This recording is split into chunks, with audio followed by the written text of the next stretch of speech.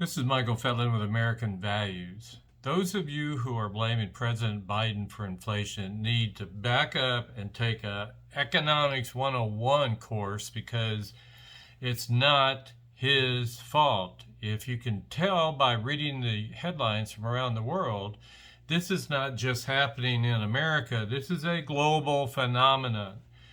Inflation is rising globally because of the pandemic breakdown in our supply chain.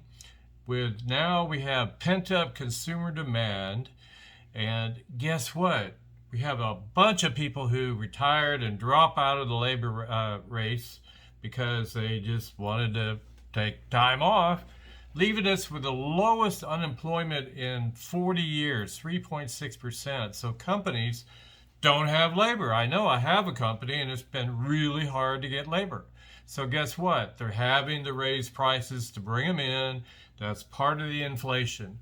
That is nothing controlled by President Biden. That is controlled by companies who right now making record profits and buying back stocks. So guess what?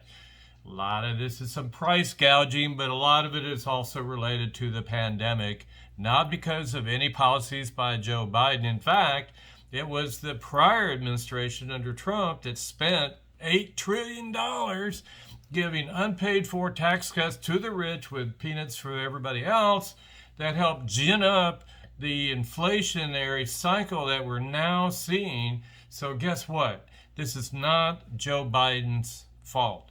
This is the pandemic, and as you can tell by the headlines, this is happening in the UK, 7%. Russia, ironically, has 11% inflation, and I'll throw in some other countries here to let you see that it could be even worse if it were really out of control. So let's get back to basics. This blame Biden for something Biden actually controls, not something he doesn't, as in global inflation. Got it? Economics 101. Try it out sometime.